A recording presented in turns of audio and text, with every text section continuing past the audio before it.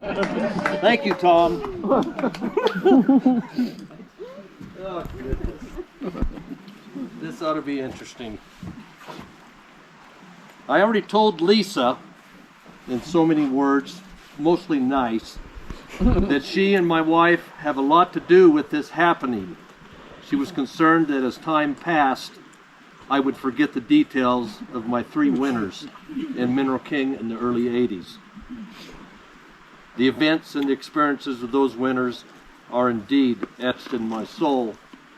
And it's been 40 plus years, but...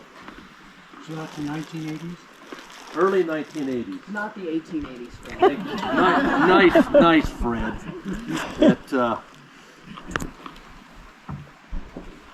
Many of you have spent some time here in the winter, and I can look at several people.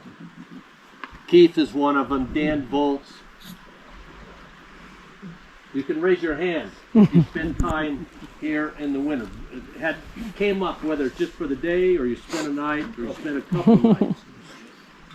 And I'm also curious how many of you kind of thought about it. Like, I'm just kind of curious. What the heck would that be like to spend a chunk of time or any time up here? Growing up, closing the cabin in the fall, kind of had always mixed feelings.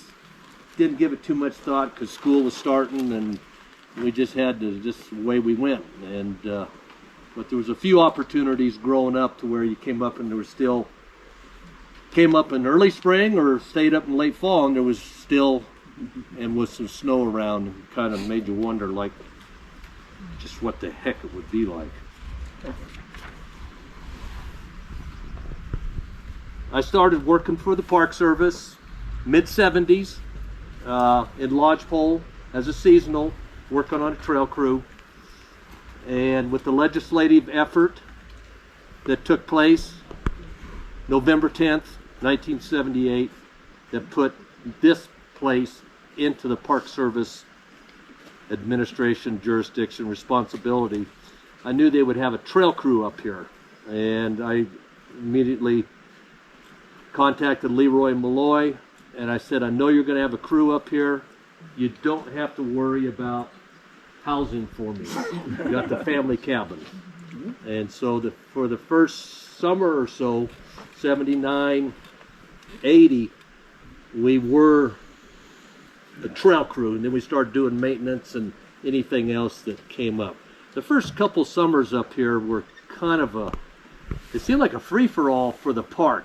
I mean, the Forest Service, and we'll hear a lot of people nod their heads, or at least acknowledge that the Forest Service, there was 2 or 3 employees for the summer. When the park showed up, there was 17 or 18 of them. And it was kind of exciting, but anyway, during that time frame, I was working at ski areas in the winter months, ski patrolling. I had a passion for skiing that was like introduced when I was a junior in high school, junior, 6th or 7th or 8th grade. And I was smitten by it. And Mike Peterson will remember back in the Wolverton days, they had the National Ski Patrol Volunteer, which I was involved with, and so was he.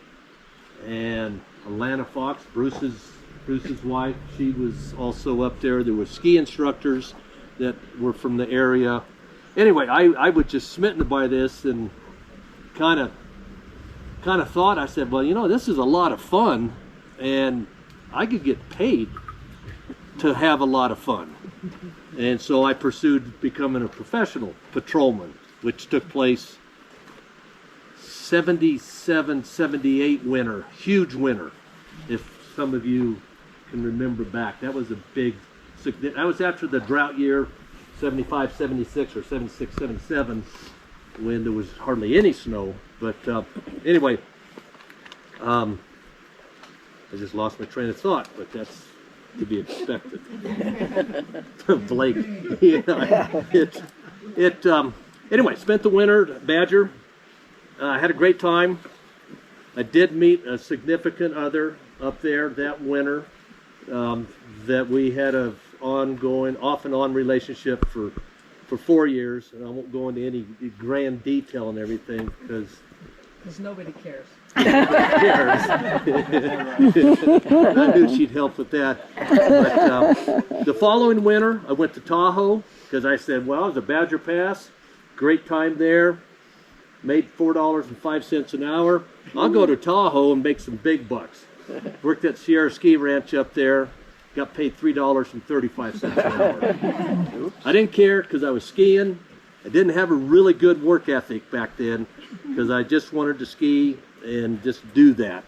And that's kind of how it worked. I wasn't even breaking even. It was semi-ridiculous. Had a pretty bad work attitude. Was the first one laid off at the end of the season because I really didn't care at that point. Following winter, my mom and dad were living up above Jackson on 88, about an hour short of Kirkwood. They were delighted to be there, and it was good years for them.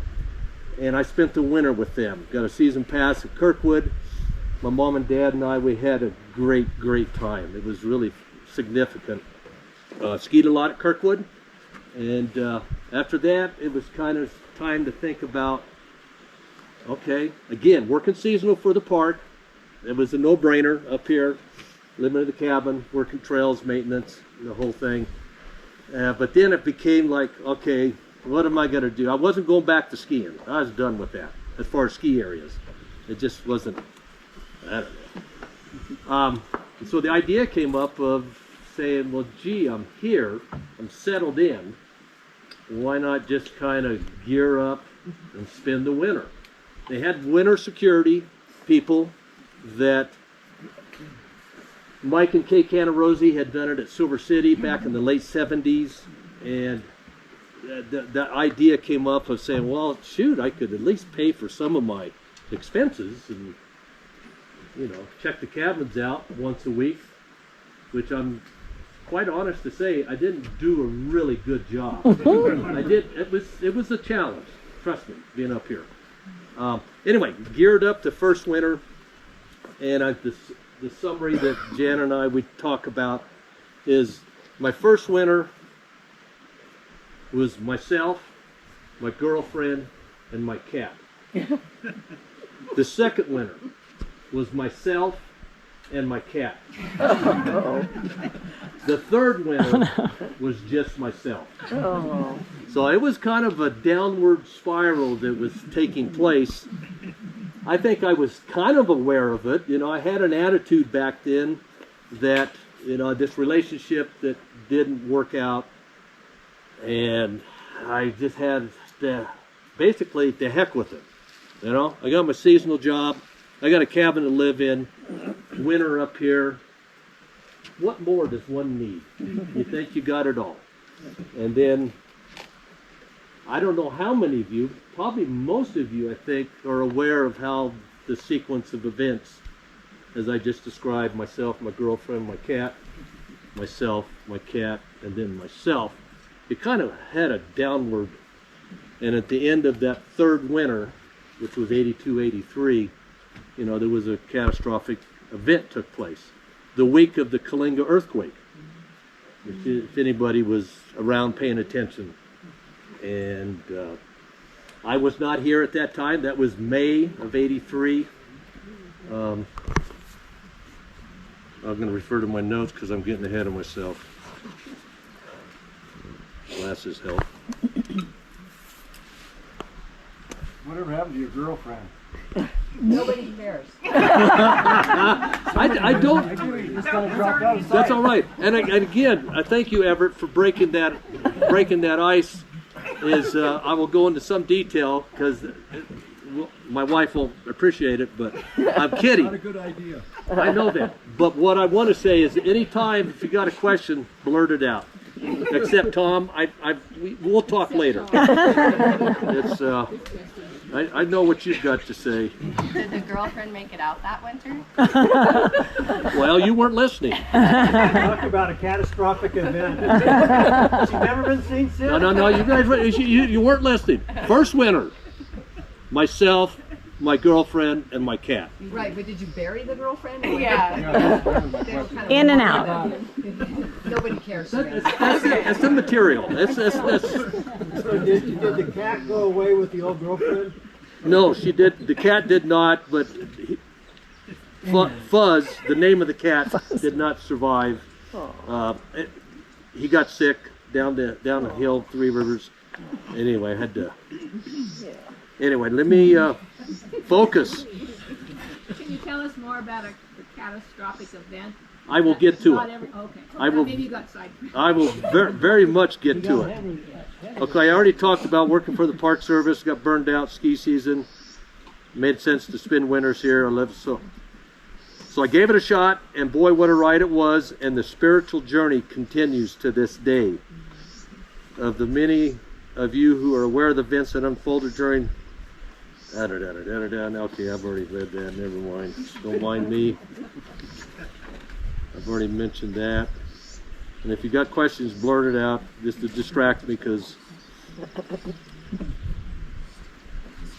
Okay, I'll start to get back and start talking about the first winter, as opposed to talking about it years ago. How'd you prepare for your first winter? Thank you. How'd you didn't read my notes, did you? No, but I've heard the stories. Well, and actually, Maybe the girlfriend ought to take over. well, there's and also for what it's worth, and I get distracted quite easily, so you'll have to keep me back. This journal, called A Walk Through the Shire, A Hobbit's Life, this was in the cabin when I was up here in the early 80s, and it survived.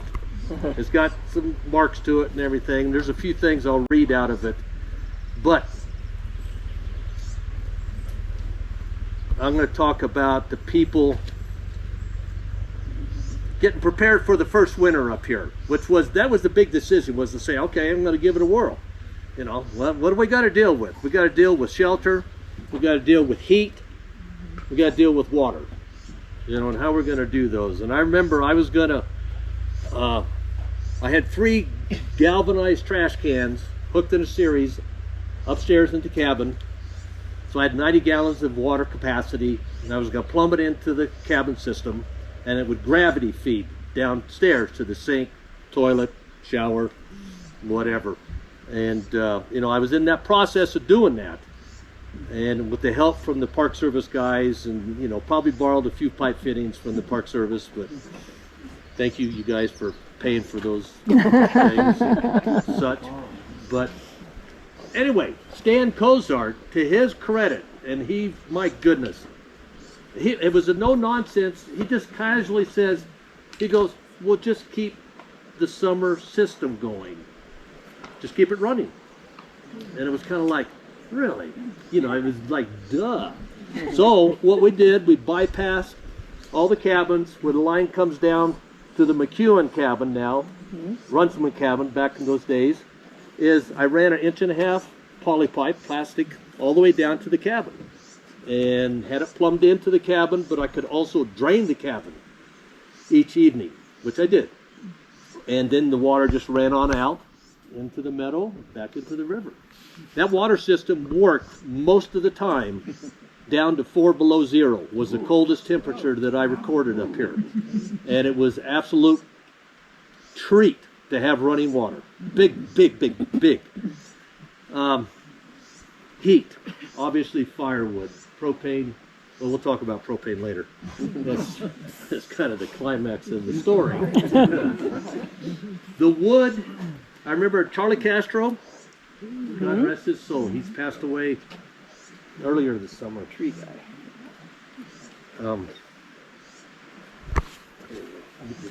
How many cords? Well, when I asked Charlie, and Charlie was a character. I don't know how many of you knew Charlie Castro. I worked with him in the park, and he was so energetic and happy, and very capable, and kind of enthusiastic about everything. I mean, really everything. When I asked him, and I was serious when I said, Charlie, I said, I'm going to spend the winter up here. How much wood do I need? He goes, oh, I'd have 10 cord. Oh. 10 cord cut and stacked at least. Oh, man. And I took him seriously because I was just I hadn't been around the block that many times, and so I pursued getting 10 cord. I don't know if people handle firewood and stack it. That's a lot of sticks of wood. Yeah. Period. And a lot of room. And again, back to people that helped and everything. Why don't you open that for me, please?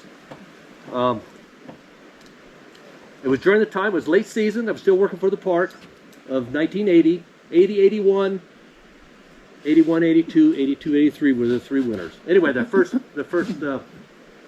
first fall, I'm getting ready. I'm still working, but I'm thinking about all these plans I got to do and firewood and whatever. I'd go into work one afternoon, driving down, and I forget exact the circumstances, but a dump truck passed me, a bobtail dump truck. And I couldn't see what was in it, or I didn't recognize anybody, and, you know, I just went about my business, came home from work, and in the back of it, behind our cabin, was a large pile of olive firewood. And I was going, oh my goodness, and I think my girlfriend was there at the time, and I said, where did this come from? And she goes, it came out of that dump truck. And Dave Cairns arranged to have that dump truck plus one more dumped. And that was probably, I don't know, how much wood can you put in the bobtail dump truck? More than a couple cords, but anyway, it certainly. So I got the firewood kind of thing squared away. I had a potbelly stove in the living room, and I had the wood cook stove in the kitchen. So I had 2 sources of heat. And I had all the wood stacked, not all of it, most of it, maybe 3/4 of it stacked outside, covered, tarped, the whole thing. But in the cabin, in the hallway, we had some space that I dedicated, and I probably had at least a 1/2 cord of wood stacked inside the cabin, to where I didn't have to go outside in the middle of a storm and get some more firewood. So that was, anyway. Did you have to split all that wood? No, it was olive It was wood. already Limb wood. A small limb wood. Yeah, and it was cut to length and the whole thing. I had other fir. I don't think I had much oak that I can recall. The olive wood is the hardwood. Softwood was available up here. So it was.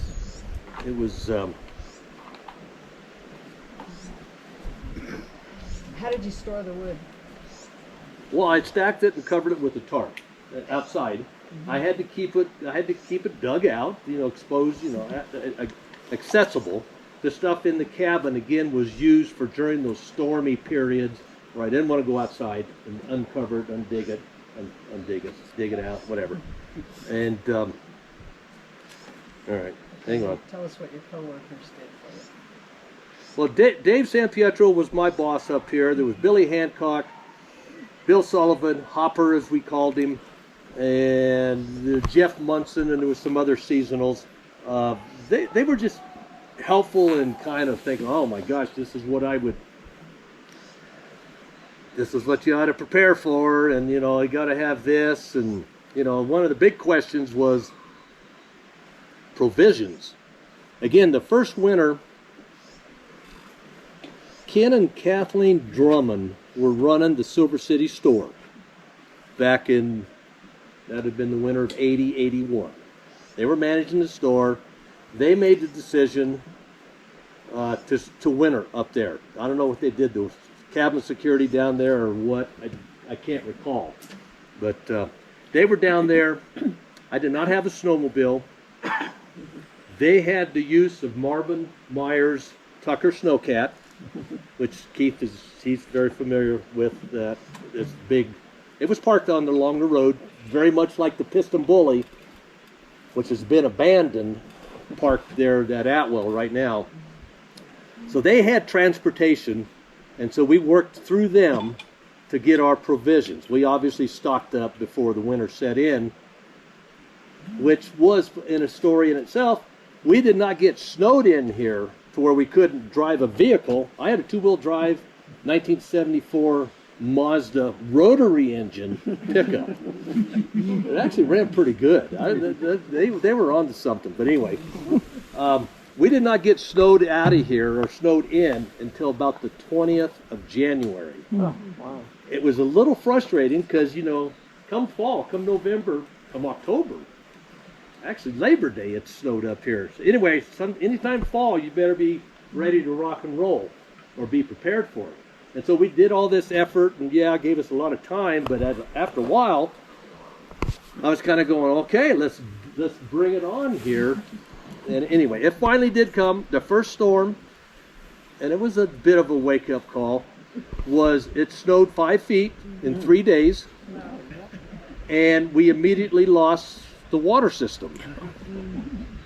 And because I was, you know, ill-prepared for having parts and extra lengths of pipe and whatevers, you know, I finally, you know, I skied up to the spring box, and I don't know if you guys know where Spring Creek is.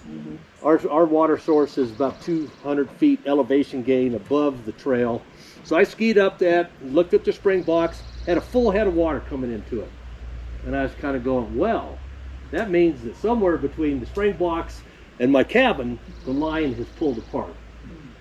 Well, wait a minute, it's under 5 feet of snow. How am I going to find that? And in the meantime, got no water at the cabin and such. Anyway, I think a day or so went by, and I was kind of skiing the line from the Pinkham cabin up on the hill up, looking for this source of water, thinking that I was going to find it. You know, actually, I skied down. It's easier to kind of work my way down from the spring box. Anyway, I came down probably a third of the way from the spring box to the Pinkham cabin, and it was about a silver dollar size hole in the snow. And it was all, snow was very smooth because it hadn't been skied on or anything. It was just kind of, and there was this hole.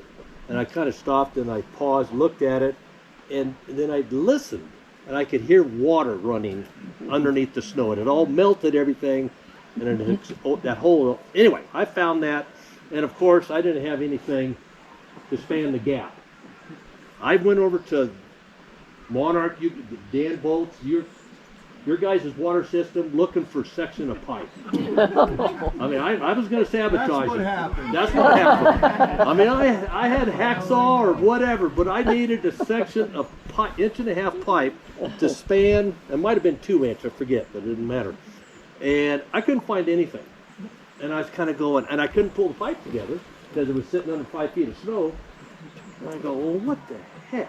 Well, anyway, I ended up using a plastic lemonade pitcher that was in our cabin that was, I don't know, how tall is a pitcher? Maybe a foot or whatever. It was enough to span the gap to get the water from this pipe to that pipe and on down. So that's... A long time pouring that from the kitchen over here.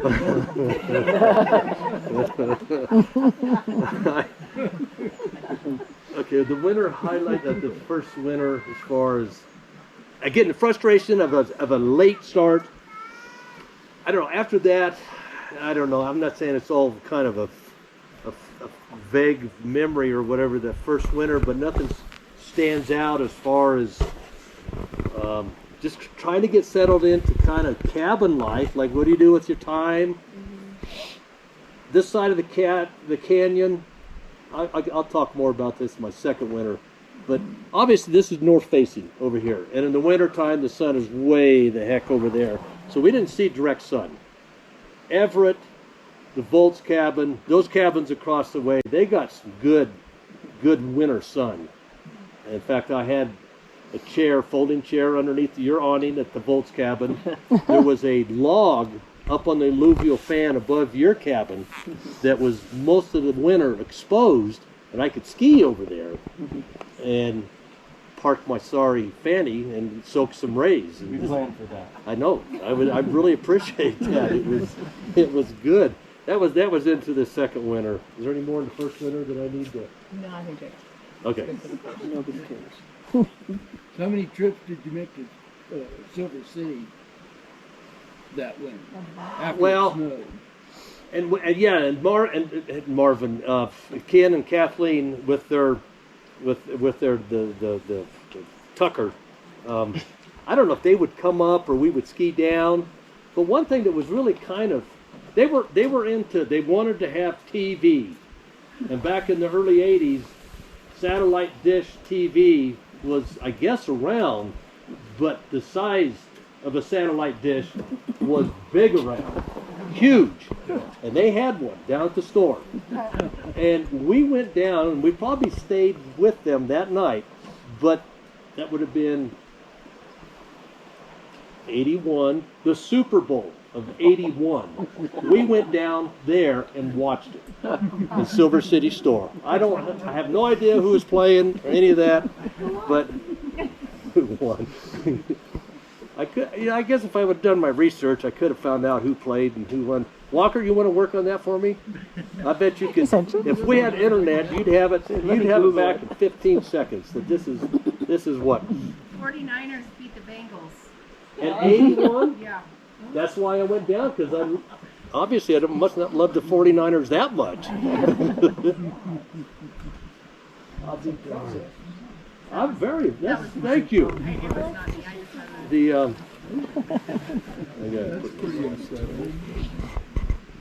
So you started the journal in the second winter okay, let me. because you didn't have anybody to talk to except Fuzz.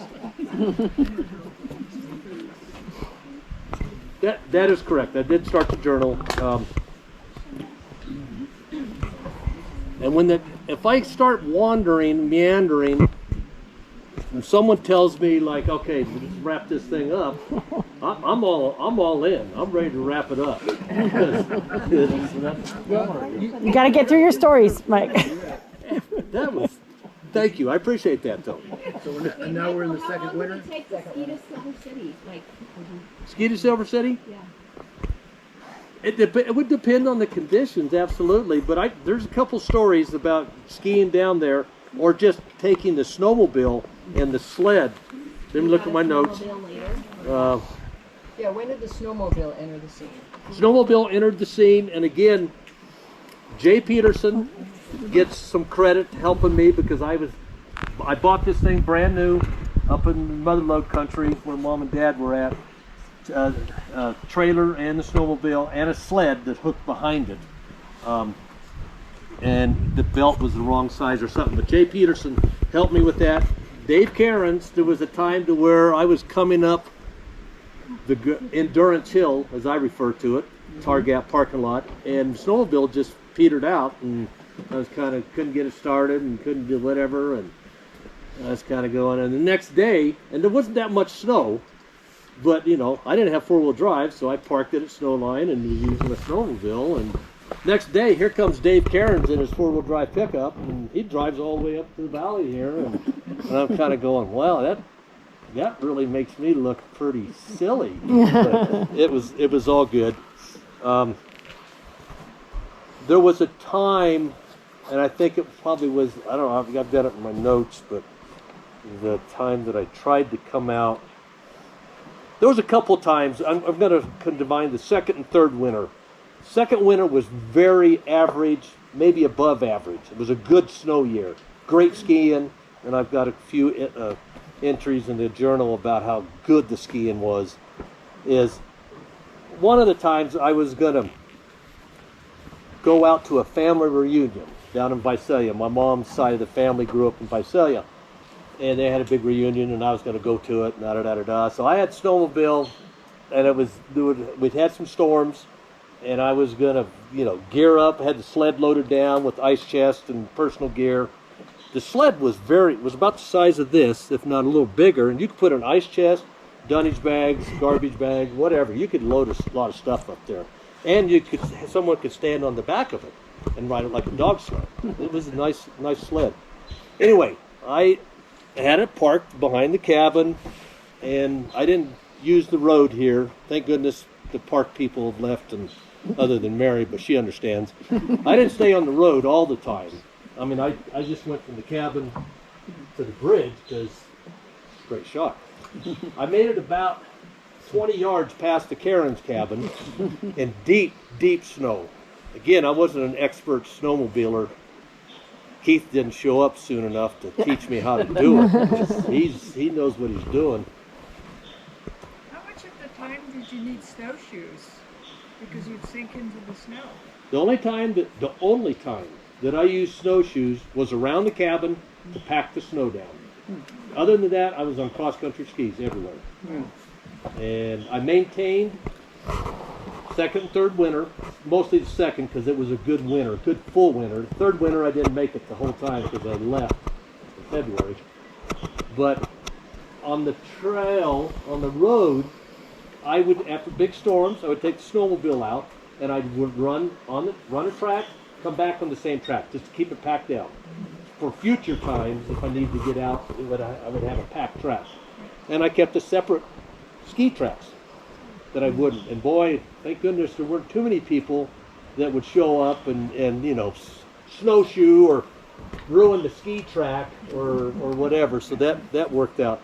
But this one time, I had everything. You know, you got to close the cabin up. It takes a bit to kind of. You guys know what it's like when you're going down the hill in the summertime. You imagine in the winter, you got to put shutters off and da da da da da.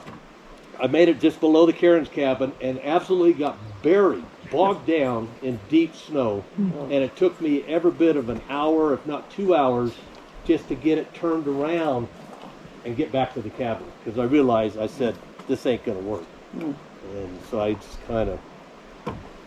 There was one time on what I call the bluffs, below Faculty Flat, where you can look down at the falls and everything. Not High Bridge, which is farther down, but the bluffs where the road's real narrow and it drops off. There was a time that I was going to go out for something, and the snow was fairly soft, fairly deep, and if you notice in the summertime, the road cut, you got that slope was like this, and you got a road cut in there.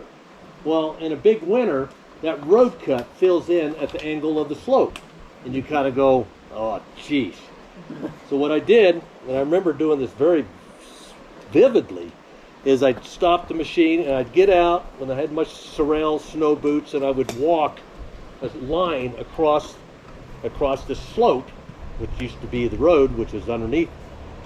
And I'd make a line and I'd come back and make that same line just to give me a track. And then I'd get on the snowmobile, and again I had the sled behind me, and I would get on the upslope running board, put the right ski or upslope ski in that track, and just walk it across.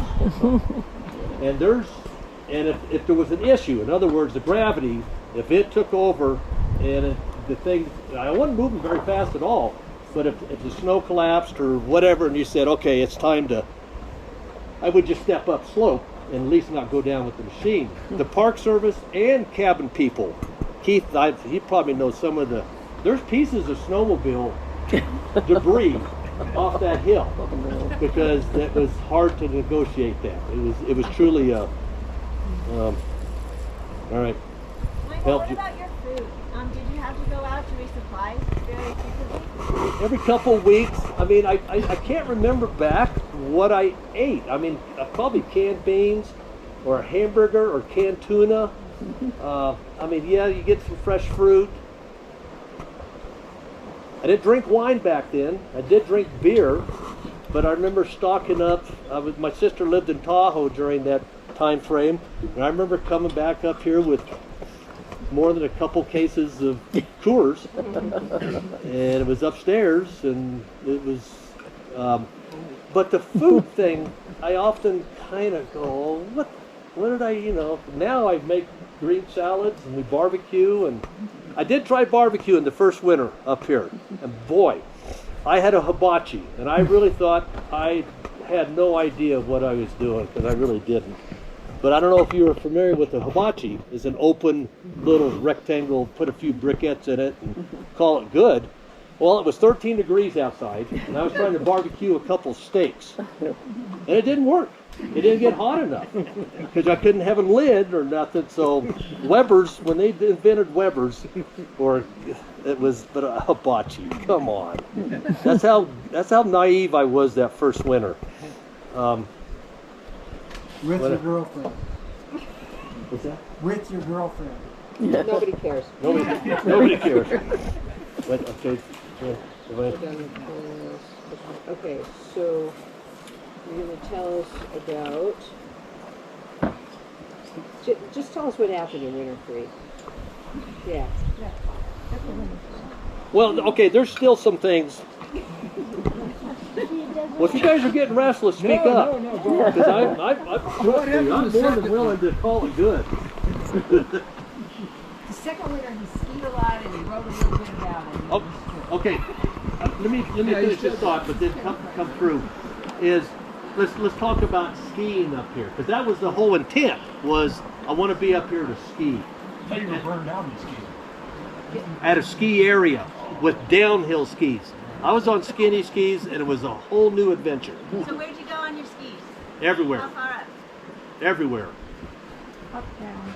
That picture, when you guys get a chance, come up and look. That picture is taken up on the right flank of Farewell Gap, probably 300 or 400 feet above the gap itself. Skiing that fall line down to the gap. We had done a snow survey. Myself, this fellow that I met at Badger on the ski patrol, he and I went to Tahoe and ski patrolled up there, and he came up, I know, at least once up here and skied, and he took that photo. But the one thing that really stood out for me is, okay, you look at Mineral King Valley here. I mean, it's beautiful, except for the smoke has really come in, and it's unfortunate, and I hope it doesn't get carried away. Yeah. But it's beautiful. It's springtime up here.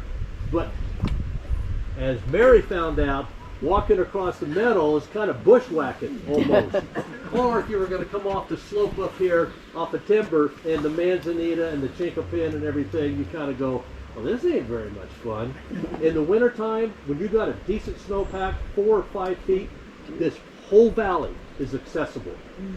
I mean, yes, you can, it's not like I went up the chutes on Potato Hill or anything, but I definitely got up on this lower talus stuff, and it's all accessible. And you just go exploring. It was something that really stood out. Was kind of like, dang it, you know, you can go just about anywhere and everywhere, and you climb a little bit, and then you get a little downhill run. You don't have to make a turn. Who cares about turning it as long as you don't have to work at getting somewhere? And I skied Empire. Let's see if I can find a note on that. Skiing. Oh, look at that. Deanna's got a little thing here that I'll probably Did you won't. use like cross-country skis and then switch to downhill? No, 3-pin bindings. Skinny skis. With skins on them, though. Well, my first winter, I was, you know, either clueless or I was a purist, or a combination of both. I was into waxing my skis. So the first winter, I was waxing skis up here, which was a royal pain in the fanny. It really was not any fun. So skins became part, and then you had waxless, or you had the on the bottom of the ski you had the scales that would, and those worked pretty well. Okay, I'm going to read something to you from February 12th, 1982.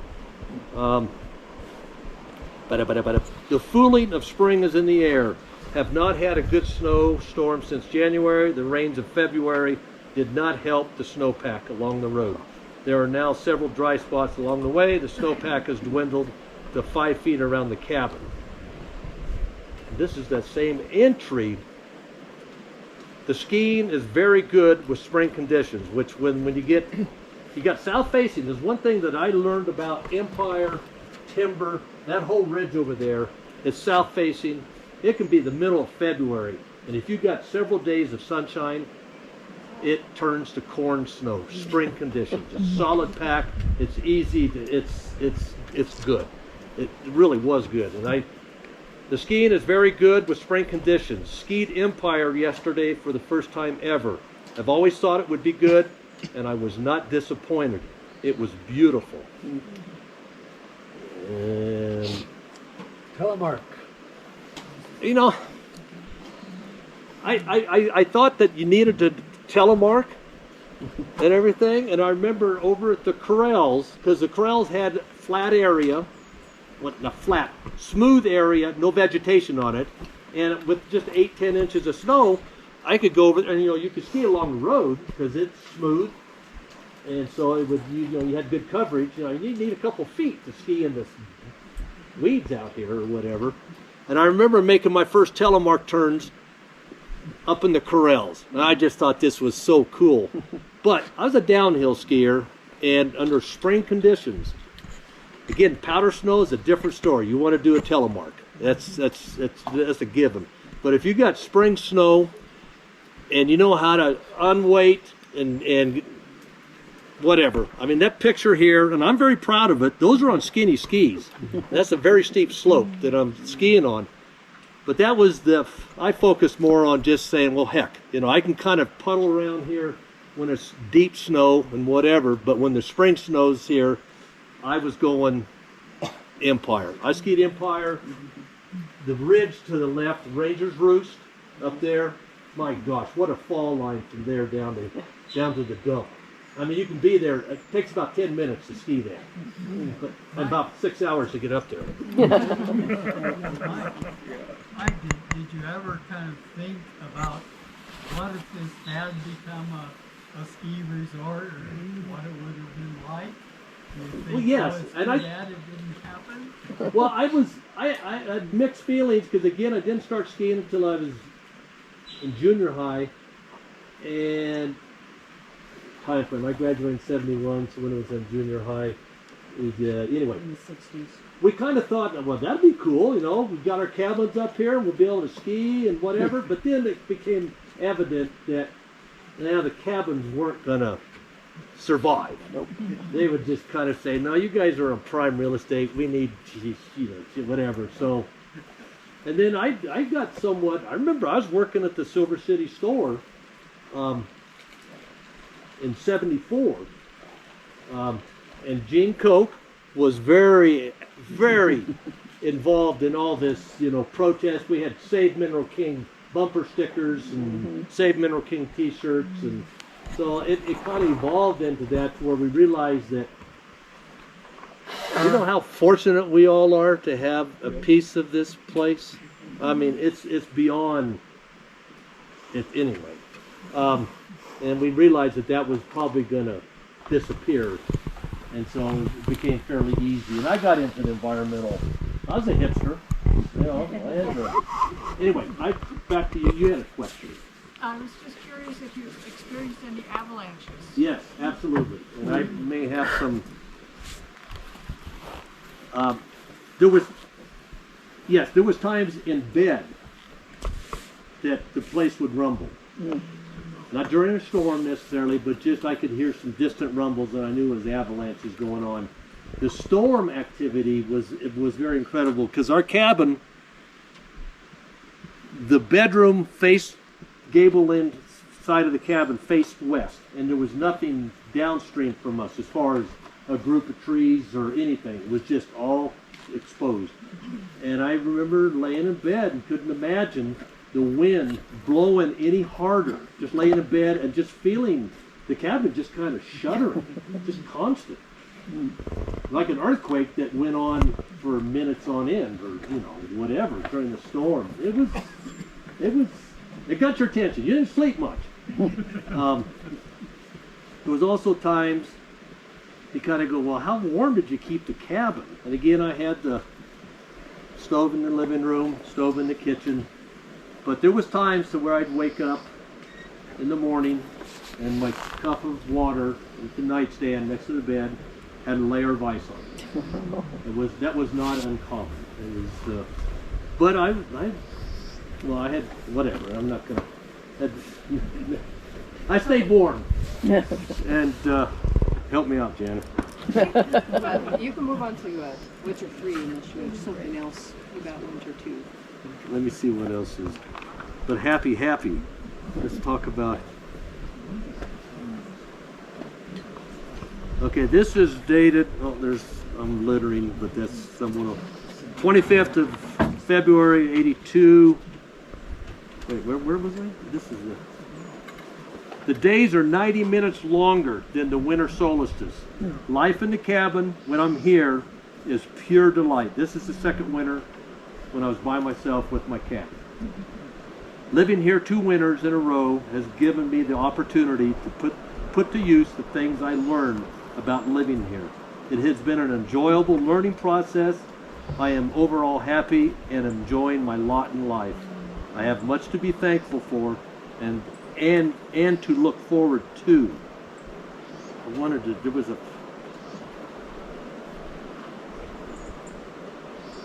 This is the same. A lazy, warm winter afternoon by the stream. There was times to where I would just go ski somewhere, and there would be this would be springtime, and the snow has receded away from the stream, and there was exposed rocks that were dry. You could take your skis off and just go sit down by the river, which I did. Lazy, warm winter afternoon by the stream. So much goes on around here when you think of winter as being the quiet months of all the little critters living up here. In front of me, moss grows in a side pool of the stream. Little beaches of rock and dry matted grass dot the riverside on southern exposures and offer a nice space to experience Mineral King. Okay. Mike, Yes. were there dippers up here in the winter? Yes. Oh, good. Yes. There was one, and I can't remember exactly which was the second or it was probably the second winter. Second winter was really significant. Boy, it's amazing how cloud and the orangeness. There was a time in the spring that I watched, and it was late enough in the spring to where the marmots were out, because they come out mid-April easy. They're stoned, they're out. Anyway, I watched a coyote and a golden eagle competing to take out a marmot up on Potato Hill. I don't know if I was over on your deck or somewhere where I had a visual looking up there, but I of course saw the golden eagle. Again, everything's white, you know, so everything shows up. You got a coyote trotting across the snow, and you got a golden eagle, and they were obviously fighting over something. Who won? I don't recall. I think the marmot probably just went for cover and said, that's it. You know, I won.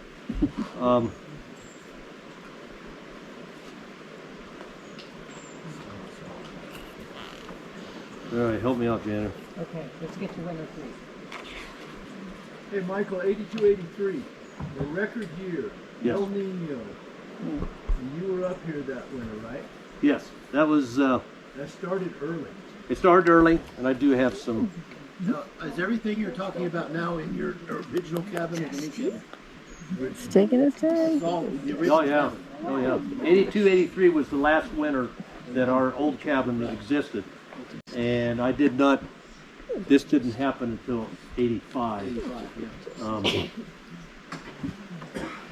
83, would you remember when you were, or 82, 83, the end of 82, do you remember when you came up, when it first started snowing, I when did, the winter well, started? I was here. I was working up here in the summer. Okay. So again, this whole process, I was working all summer, which I would start middle of May, sometimes earlier down at Ash Mountain, but then once we moved up here, it was middle of May through certainly September, if not into October. So it was just a given that, well, summer season is winding down. Maybe it's time to start thinking about getting ready for winter.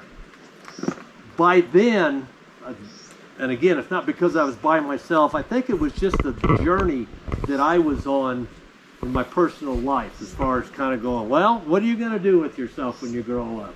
You just got to, work as a seasonal, live in a cabin, and groove on whatever. How old were you? I was, He was 29 when that winter started and 30 when it was over. yeah, I was born in 53, so yeah, it was, thank you. Okay. Anyway, my heart wasn't in it. I knew that. Meaning as far as, but I said, what else am I going to do? I didn't have a place else to go. Didn't have another job. I did have the cabin security, $300 a month, paid for I don't know what, but anyway, that's not the point. And I said, well, might as well just get ready for it. That winter also, Mike Peterson, where's he at? He's right there. His younger brother, Marty Peterson, was so enthralled. Is that it? He was saying, "Oh my gosh, Mike, I want to do this." Da da da da da. So he got the Silver City winter security job, and he wintered in Silver City that 82-83 winter. I came up there for a weekend with him. Yes, and it was. There was a time, and I was early on because, as you pointed out, Dan, there was some early winter storms of 82, 83 that dictated how everything was just going to come unraveled. Massive. Big storms. The biggest pain in the fanny, as Keith knows, coming up here with a machine, is dealing with trees across the road. Back in those days, that didn't happen that much. You know, we didn't have the beetle kill off and the drought and da da da da da. There weren't that many trees that were an issue. That winter, we had 2 big storms, and there was more than a couple trees. I got it written down, Jana, as far as the tree damage to cabins.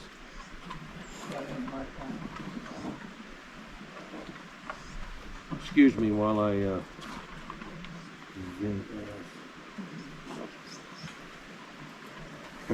okay, I'm going back on it. I'm skipping around, so Okay. you guys are used to it.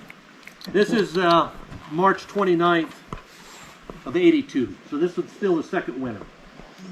Fuzz, which was the name of my cat, is oblivious to the storm, only paying attention when the shutters bang the cabin and when the wind gusts. The force of a storm like this is quite impressive. The amounts of snow transported by wind into drifts is awesome. The swaying trees seem to take a beating and get your respect with being able to withstand so much wind. One hell of a storm, and I'm enjoying the challenge of dealing with the elements on such a basic level. The elements, low pressure, gusting winds, being isolated and alone, sure keeps my adrenaline level up. Good for me. But that winter, the 82, the third winter, there was a big storms. Marty was at Silver City doing the cabin security. I was out. I think I had left the snowmobile with him, or he took me down the snow line and he had it. And I was down the hill at my parents' house in Visalia, and Marty calls me on the phone, and he's in Silver City, and he is absolutely freaked out. He's right in the middle of a very big storm. There's trees falling around him right and left, and he's in a panic mode, and he's ready. He says, "Mike, I have got to get out of here." And I said, "Marty, you can't do anything right now. You've got to just hunker down, because going out is, well." And I finally said, "Do you have anything? Got any hard liquor to drink? You got anything? Do something, because if you just go with your emotions and just run out, you're not coming back." Yeah. Because there was trees. He had a couple trees drop close to the cabin he was in, and he was spooked, and I understand why he was spooked. It was spooky. Another aspect of the third winter. That's all right. I'll drink more water. Pardon me for a second.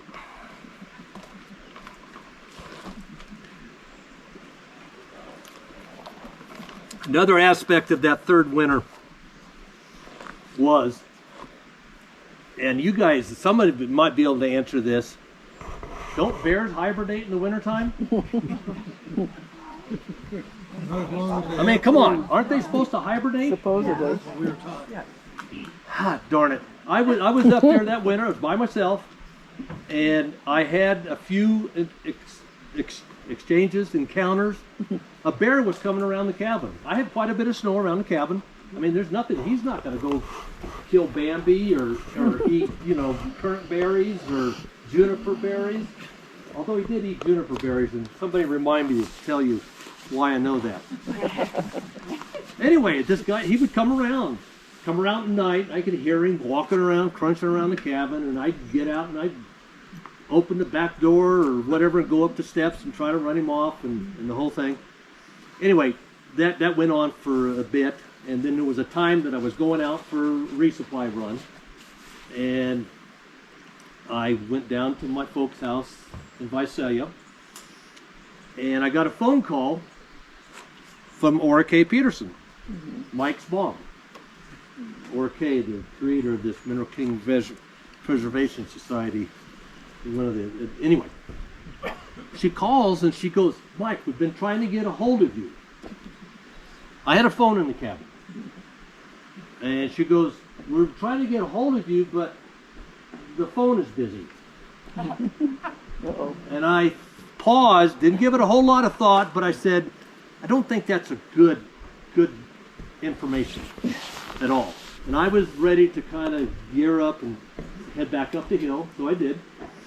And Bruce Turner Cabin, Silver City, he and his family were snowmobile enthusiasts, and they were up, and I checked in with them, because you know, you get people up here in the wintertime, you kind of say, hey, you know, whatever. And so I stopped, talked to them, and I told them what was going on. I said, hey, I'm a little concerned.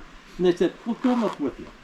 So they got their snowmobiles, and we headed on up. We got the high bridge. High bridge had slid, and it took us a couple hours to dig a path across it. Anyway, we finally got up here. We circled around the cabin, and sure enough, just as we were circling around the backside where the kitchen window was, the bear came charging out from inside the cabin. And I was kind of going, well, okay, that's not good. And so we went into the cabin, and the bear had systematically taken everything. Dishes, canned goods, you name it, anything in the kitchen. Dish soap, whatever. It was all on the floor. And it was just completely, turned the fridge, tilted it forward to face down. Pilot light was still on. I don't think that was the propane leak that caused the later thing that I'll get to. But anyway, I remember calling, I must have called Ora K, or I forget, but anyway, I got back to her. And the phone was in the living room, and there was a nice old rug that had been torn out from Dave's and Carol's, Dave's mom's and dad's place there, that I had in the living room because I didn't have a rug or anything. And I had the phone, and right next to the phone, yes, the phone was off the hook, and right at the base of the table that the phone sat on was a large pile of bear poop, full of juniper berries. That's what he was eating, juniper berries. You make gin out of that or something. Anyway, I got on the phone. I called the Park Service, Paul Fodor. It was either Paul Fodor or John Crashar. And I said, look, I'm doing everything I can within my power to keep this bear. You know, I'm putting the shutters up, I take the garbage out, da-da-da-da-da.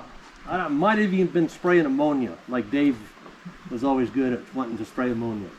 And I said, he's coming around when I'm here, and he obviously is coming around when I'm gone. And I told John Crashar or Paul Fodor, I said, you guys either do something about it, or Mike Canarosi, who was working for the Forest Service, Park Service, or he was commissioned, we were going to take care of it, because I was kind of going, I'm not into killing things.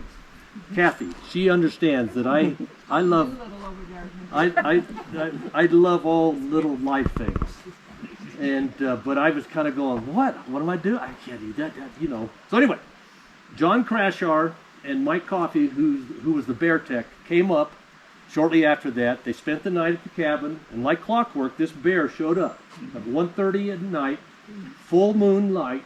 Everything's bright out. You didn't need a flashlight or nothing. And he heard the bear from outside the cabin. Mike Coffey stepped out to the back door, up the steps to the top of the snow, and popped him. And we went to bed. Got up the next morning. We loaded him onto the sled behind the snowmobile, took him down. And Mike Coffey did some measurements and tag. He didn't tag it. Why would you tag a dead bear? But did whatever documenting. And then we took him down to the bluffs and just shoved him off the edge.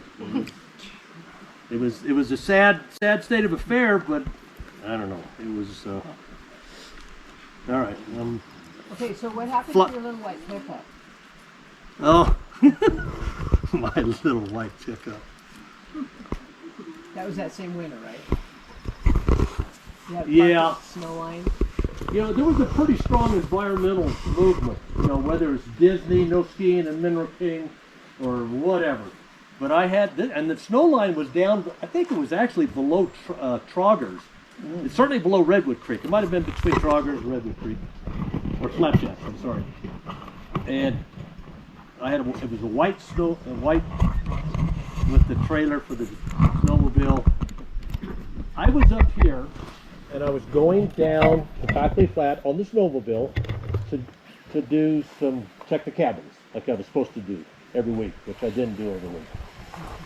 And right in Endurance Hill, where you're going down, steep part there, as I was going down in the snowmobile, here came a cross-country skier carrying a heavy pack, trudging up that steep grade. And as I passed him, he flipped me off. He just flipped me off as I drove by. Excuse the fingers, you guys probably understand, but anyway. And I was kind of going, and it took me a few feet to stop. But I was going to stop because I was to contact everybody that's up here. That was my job. I had a park radio, I was a volunteer in the park, and I was just trying to keep an eye on things, whatever. And anyway, I'm sure he thought that I was ready to, go after it, so he threw his pack off. And, and I came walking up, and I just looked at it, I was going, what's your problem?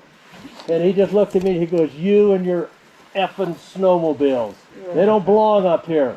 And he went off on this thing. And I looked at him, and I said, you know what, pal? I live up here. I pay taxes on this road, and I got every right to be on it, machine or whatever. If you want to find some backcountry wilderness, keep going. And that was the end of this discussion. But I don't know if it was him or not, but somebody vandalized my pickup. Red spray paint alongside of the white pickup. No snowmobiles in Mineral King. I had a 50-gallon fuel tank in the bed of the truck. They poured whatever you pour into gas to make it not good. And it was very disappointing, to say the least. And anyway. That was a bad winter. That was a bad winter. I ran into the same guy at the same conversation. I mean it. I was coming up here and he flipped me off. It was, I don't know. It was, okay, anyway, let's. So you bailed. By the end of February, things were getting pretty crazy up here. Avalanche conditions, snow conditions, living up here by oneself. I was going, I've just about had it. And I made a decision. It was the end of February. I bailed out. A very good friend of mine who worked seasonally with us, trails, and also I ski patrolled with. He was up at the cabin.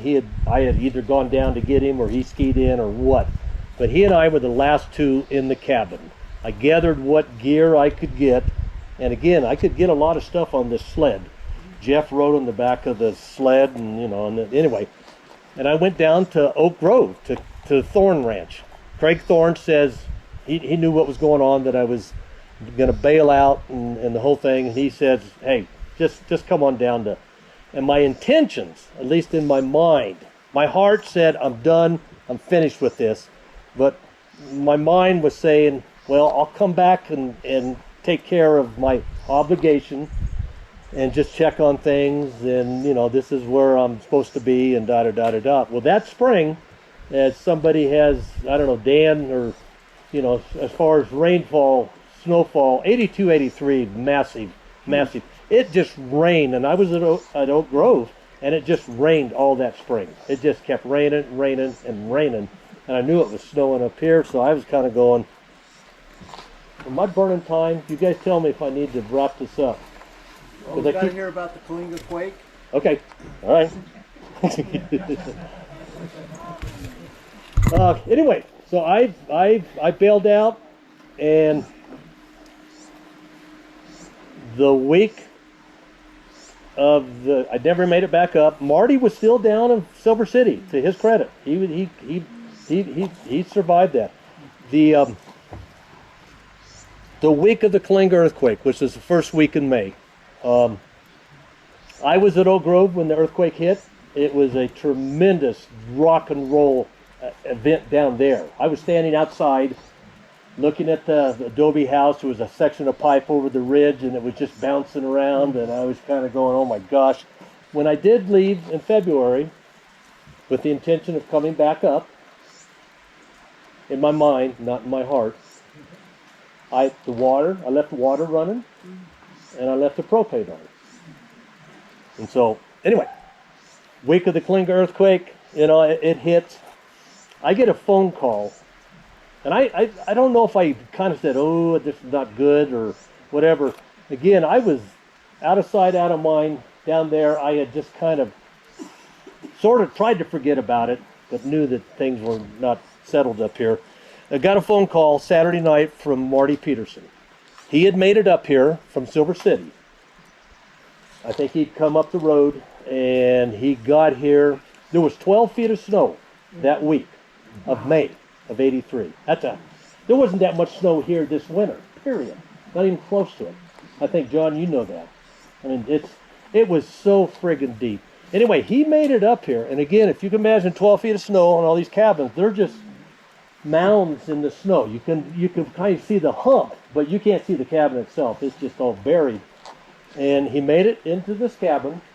There's a phone, and he called me. I was at Oak Grove. He called me at 6 o'clock Saturday night.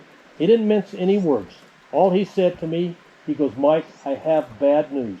Your cabin is gone. And I don't know what else I said to him or whatever. I did make a couple other phone calls to the park, not to ask for permission, but to notify them that I would be flying up here the next day in a helicopter, privately owned by Dave Cairns, and we would be landing up here. I didn't care what the park said. We were going. Paul Fodor didn't say a word. He understood. So Mother's Day, Dave flew to Oak Grove, landed, picked me up. We came up here that Saturday night, just to back up a bit, after I got off the phone with Marty in the park and with Dave. I proceeded to go to Three Rivers, White Horse, those restaurants, Art Farkle's. It was White Horse because it was the first bar I hit. I proceeded to get royally ripped. Not necessarily proud of it, but I had just lost everything I owned and just lost the family cabin that we had owned since the 1930s. And I was broken. And anyway, we landed up here and looked at this debris and remains. The rubble was still warm in the cabin. I mean, it blew up and then it burned up. So there wasn't much. Some of the interior walls collapsed and protected some things. Protected this journal. Protected some of this other stuff that's here. And anyway, I was, where do I need to go? Just the broken spirit and. Was it just you and Dave in the helicopter, or did Carol? Well, I'm still confused because I think Carol did. Charlie Bogan came up, so I think Dave we came up and then he went back or something. And this is Mother's Day. Art Farkle's is an ongoing restaurant in Three Rivers. And after we would finish whatever we were doing up here, again, I had Levi's, suspenders, flannel shirt, long straggly hair. I hadn't slept. I didn't go to bed that night. And we flew to Art Farkle's. We landed in the parking lot on the edge of the 9th green. The place was packed. And Troy and Ruth Rayner, who were the owners of the Art Farkle's, very good friends with Dave and Carol. And Dave and Carol and myself, we walk into the restaurant, place is packed. Of course, there's a table reserved for them. And we walk in, and Carol grabs the first waitress as she's getting ready to seat us, and she goes, "This guy will have 2 Bloody Marys now." And I proceeded for a couple days to drown my sorrows because I had just lost everything that meant anything. And anyway, help me out. Okay. Lisa, we can keep going or we can be done. Advise us. Well, I thought you were going to talk about how that changed you a little bit. Yes, that's. I think that's a nice way to wrap it up. Yeah. Okay. That's a nice. So we are looking. Where's the? Well. Oh God, yeah, yeah. Okay. What time is it? 1:24. Thank you. That's not that bad. You guys have been very patient. I appreciate it. Mountain time. Because I have no. Good at sundown, I don't think I need to read anything else in there. No, I don't think so. Not in the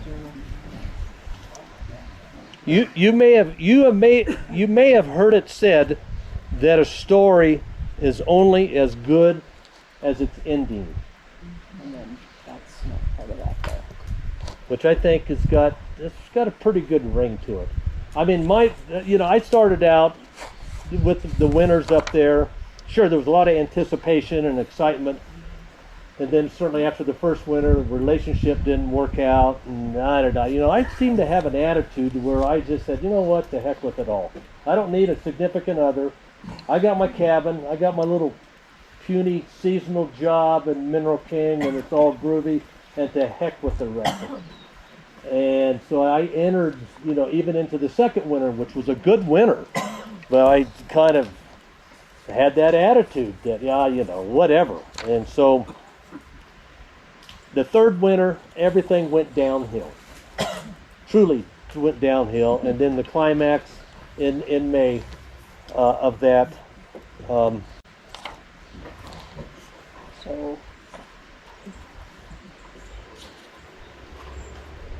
I can Okay. finish one. No, that's all right. No, it's again, I could have just, seriously, for you adults, and maybe some of you kids listen too, I could have easily, I was at the kind of, okay, I could go left into total darkness, or I can go right and continue pursuing a better life, or the shiny city on the hill thing, because I was really at that point. The phrase divine intervention is popular these days, which it is, if anybody's following politics and whatever. I get that, but I've always felt that this whole process that I went through truly was divine intervention, that those things took place, and they took place for a reason, because our creator of the universe needed to get my attention. And I was kind of going, yeah, whatever. Sometimes you just need a tap on the shoulder to get your attention. I was kind of, no, heck, I can do this myself. He took a frying pan and he slammed it across my head by taking everything that mattered to me. And that was significant. And yes, I could have floundered in that. And I, in some respects, did for a while. But in the short time frame after losing the cabin, I had insurance money. I had insurance coverage. They were going to pay for replacing the cabin, and I was going to pursue that. I had 6 months to do that, to get the full coverage of the insurance, which meant the summer of '83. I'm working up here for the park. I was going to have to hire someone else, but I had 6 months, a window from May, 6 months. You got to have the cabin done by October or whatever, and and winter sets in, and then what? And I was going that direction. I was going to rebuild the cabin. In the meantime, early in that summer, the insurance company wrote me a check for the full amount. Full amount, written out to me, no strings attached. And I was going, oh my goodness, this is really exciting, but this is really dangerous, because I wasn't in a very good frame of mind back then, and I squandered some of that money. But I did not have to rebuild the cabin. And so I just kind of had a pause and time to figure things out. In the meantime, and again, you guys are aware of the cabin scenario. Back then, it was owner of record and spouse, life tenure of them. When they passed away, the lease was terminated, and the cabin was to be removed by the family at their own expense. Mixture cabin was going to be the first cabin, other than the Pinkham cabin across the way that they quick deeded to the MKPS. I don't understand all that, but anyway, mixture cabin. Park terminated their lease. They had a certain time frame. This wasn't an '83. This might have been an '84 or '85. But getting the check from the insurance allowed this process to take place.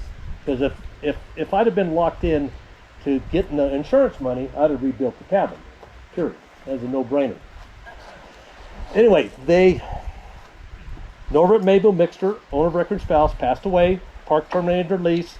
Bob Mixter, who was the son, was dealing with all this. And he was gonna have to, he didn't know what to do. He didn't want to tear it down. He didn't seem to care, and nothing against Bob or the Mixter family, but he didn't want to have to pay for it to remove his family's cabin.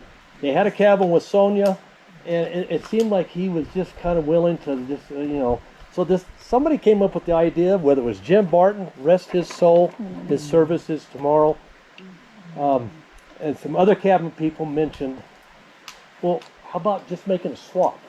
I was leaseholder of where the cabin was. I still had a permit, and someone said, well, just give that to the park. They'll give you legal right to the Mixter lot, and then Bob and I could negotiate the value. Bob Mixter was for this. He liked the idea. He had a lawyer submit a letter. I wrote a letter that I still have with all the misspelled words in it that Jana pointed out, handwritten, that we sent to the park proposing this, a win-win-win situation. And the park comes back and says no. So we kind of go, okay, well, what's the deal? Anyway, Bob Mixter, high school class reunion from Exeter. He's at this reunion. He's dealing with this issue of his family's cabin. Doesn't know what to do. He's going to have to pay for it to have it removed if things don't work out. And he's talking amongst his buddies. And one of his buddies is a legal counsel for the Department of Interior at the regional level in Oakland. And this guy goes, interesting, I'll look into it. And so he gets back to us, and he tells us, you guys resubmit the proposal. So we did. And the park came back, this local park, here Sequoia, we're sending all the correspondence to Sequoia. They come back and say, okay. And so what this proves, and some of you can probably figure this out, it's not what you know, it's who you know. And I truly believe that divine intervention, this whole process took place. And Bob, I was at the payphone in the parking lot. Bob was at his house in Exeter, and we negotiated the value of that cabin. They didn't take anything out of it. My dad was really unhappy with me that we settled on a price, and I won't share that price with you. But he said Bob could have just given you the cabin and saved him all the expense of removing the cabin. And I said, Dad, I know that, but it was their cabin. Again, they left everything in it, and after this is over, if anybody wants to come see, I could not for a couple years take the grandkids' toothbrushes down in the wall in the bathroom with their names on it. Because it was their cabin. Anyway. After we got married, I asked him if we could get rid of the toothbrushes. Girlfriend he married? I won. No. That's all I want to know. Okay, one more story, and then I think we'll wrap it up. And she'll have to correct me, but I think I got most of it right. She was the baker at the Silver City store. I spent the summer of '85, actually '84, in the Mixter cabin. It was still in their family, but we had worked out an arrangement, and Bob was all for it because he knew I'd lost my cabin and I worked up here. The summer of '83, which I worked up here, didn't have a cabin. I camped at Atwell with the trail crew. Period. That was it, because I didn't have a place. And anyway, I was up here. She was the baker at the Silver City store. We met in the summer of '85. I think one of the times that she had come over to visit with her girlfriend because she was Where did you meet? Where did you meet? At a square dance at Silver City. Thank you. Of course. Yeah. And anyway, she came over. She had it prearranged with one of her girlfriends. The gal came with her because she wasn't going to show up at some dude's cabin that she would anyway. And so the gal left, and it was not even evening time, and I was walking Jana back to her car, and we were over there in front of the Crowley cabin, between Crowley cabin and there, and she made a comment, quote unquote, "I'd kill for a cabin up here," quote unquote. And I paused, and without even giving it any thought, conscious thought or whatever, it was just a gut response. I said, "Well, there is another way." This was our first kind of date, whatever. And as soon as I said that, I realized what I said, and she as sure as heck realized what I said, and it freaked us both out. I don't think we said anything for more than a few minutes because it scared that. I didn't take off running though. No, she didn't. And she was serious about killing for a cabin, and so I remember she gave me, and this is on this letterhead here, on her logo, on her business cards and such, for Christmas of '85. She gave me a very, very detailed pencil drawing, which is like a black and white photo of my cabin, which is the mixture cabin. And I looked at her and I said, there are 67 other cabin families in Mineral King Faculty Flat. I didn't include Silver City. I wasn't excluding them. I said, every one of them would love to have a picture like this that they could look at in the wintertime and look forward to the following summer to come up to their cabins. And that's how cabin art started, was this picture she gave me. The Christmas before we got married. We got married up here in October of '86, over by the dump. If you guys aren't aware of that, it's by the dump, which is a pretty nice spot over there. I thought it was. I don't. I was being sincere. Okay, So that's the happy ending.